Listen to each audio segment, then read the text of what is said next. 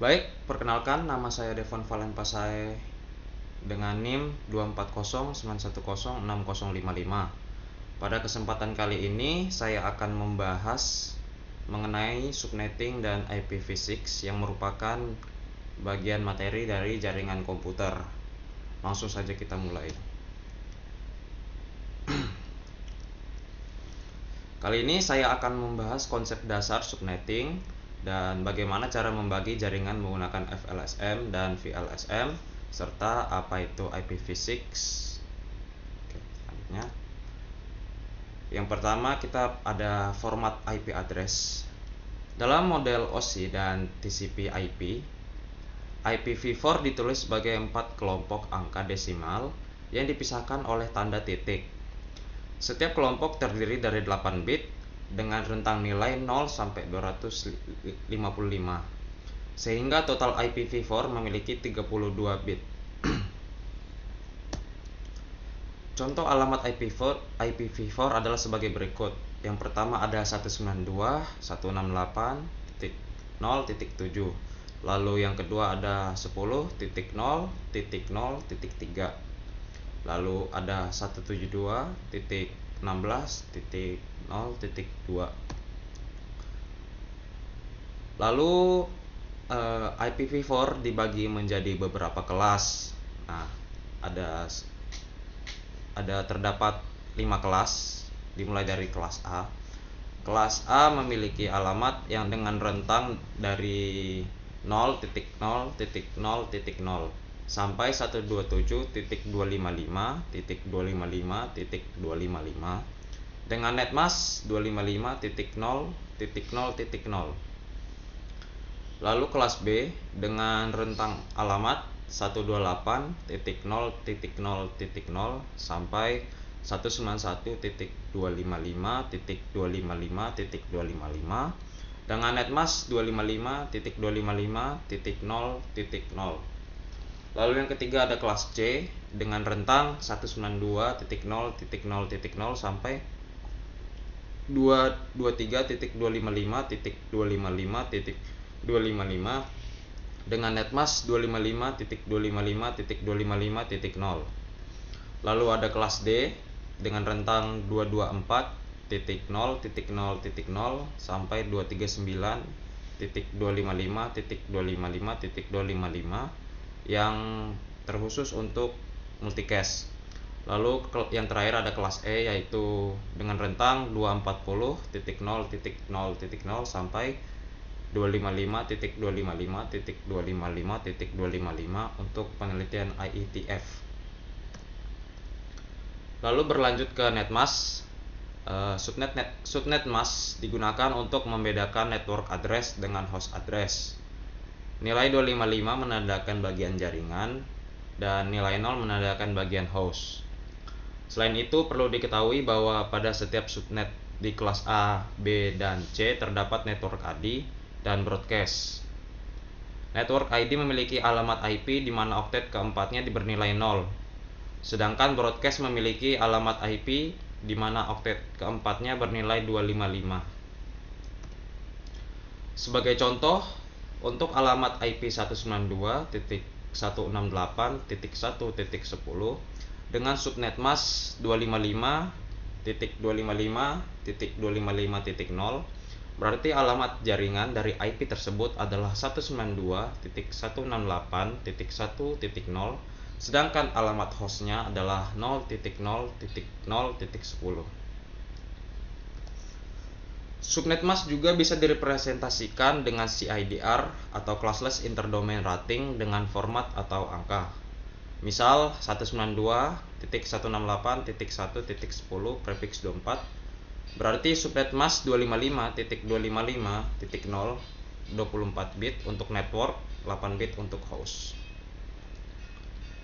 Lalu kita beralih ke CIDR atau Classless Interdomain Routing. CIDR digunakan untuk mengalokasikan IP secara fleksibel dibanding sistem kelas A, B, dan C. CIDR merupakan sebuah metode yang digunakan untuk mengkategorikan alamat IP dengan tujuan untuk mengalokasikan alamat IP kepada user dan untuk efisiensi dalam proses routing paket-paket IP di dalam internet. Metode ini biasanya digunakan oleh ISP atau Internet Service Provider untuk mengalokasikan alamat kepada sebuah rumah, perusahaan, atau ke seorang pelanggan. Ketika kita menerima sebuah blok alamat dari ISP, umumnya kita akan menerima dalam bentuk 192.168.1.10 prefix 28. Maksud dari angka-angka tersebut adalah menjelaskan bahwa kita berada pada subnet 28. Hal ini berarti kita menggunakan sebanyak 28 nilai 1, atau berarti subnet mask kita adalah menjadi 255.255.255.240. CIDR menggunakan VLSM atau Variable Length Subnet Mask untuk mengalokasikan alamat IP sesuai dengan kebutuhannya, daripada menggunakan aturan-aturan kelas A, B, dan C pada jaringan, sehingga pembagian jaringan atau host dapat dilakukan menggunakan pada semua bit yang ada pada alamat. Contoh 192.168.1.10 prefix 24 berarti 24 bit pertama adalah alamat jaringan, sedangkan sisanya untuk host seperti yang tadi saya katakan. CIDR ini juga memungkinkan subnetting yang bisa dibilang untuk mengurangi pemborosan alamat IP. Lalu ada FLSM, Fixed Length Subnet Mask. Semua subnet memiliki ukuran yang sama dan digunakan dalam jaringan yang membutuhkan pembagian alamat secara seragam. Contoh pembagian subnet seperti ini bisa dilihat. Ada perpustakaan 192.168.100.0 prefix 26, lab 192.168.100.64 prefix 26, lab 2 sama dengan 192.168.100.18 prefix 26, lab 3 192.168.100.192 prefix 26. Perlu dicatat bahwa untuk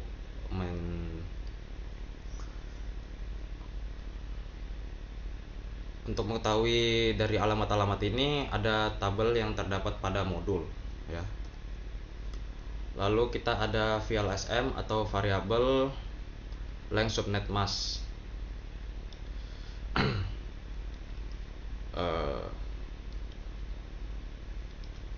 Jadi VLSM ini memungkinkan pembagian subnet dengan ukuran berbeda sesuai kebutuhan. Juga digunakan untuk menghemat IP address. Lalu yang saya akan cantumkan dari modul yaitu ada studi kasus seperti siswa memiliki 5 host, guru memiliki 32 host, dan tata usaha memiliki 14 host. Kita konfirmasi dulu bahwa apakah ada rencana penambahan. Jika jawabannya tidak ada, kita bisa langsung menghitung dari host yang paling besar yaitu 32. Sekarang kita akan memberi contoh perhitungan metode VLSM.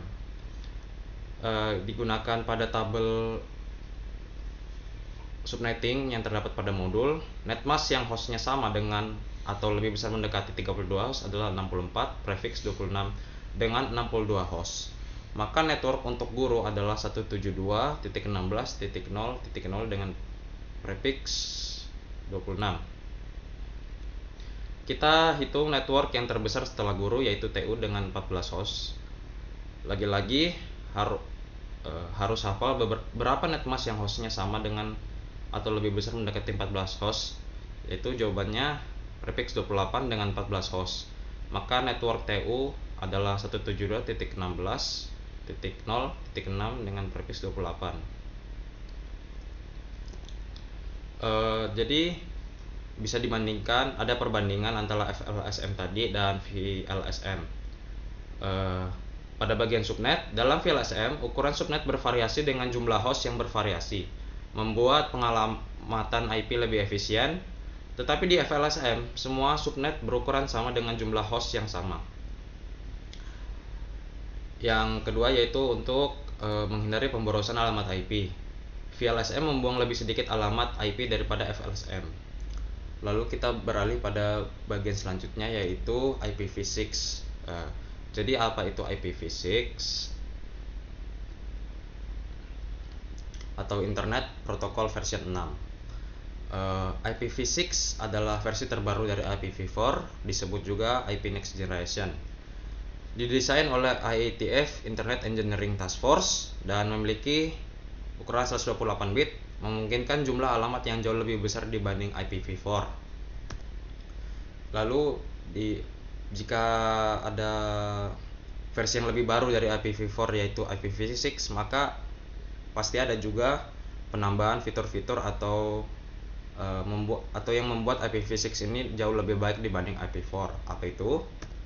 Yang pertama adalah ruang alamat lebih besar hingga 340 undecillion alamat unik. Yang kedua, struktur alamat hierarkis untuk efisiensi routing. Lalu ada plug and play. Lalu ada header paket lebih sederhana. Lalu keamanan lebih baik dan mobilitas lebih lancar. Dukungan QoS atau Quality of Service yang lebih baik untuk meningkatkan kecepatan dan efisiensi jaringan. Lalu yang terakhir, tidak memerlukan NAT atau Network Address Translation karena ruang alamat yang luas. Baik, mungkin sekian saja dari presentasi materi saya mengenai subnetting dan IPv4 serta IPv6 kali ini. Jika ada salah, mohon dimaafkan. Assalamualaikum warahmatullahi wabarakatuh. Terima kasih.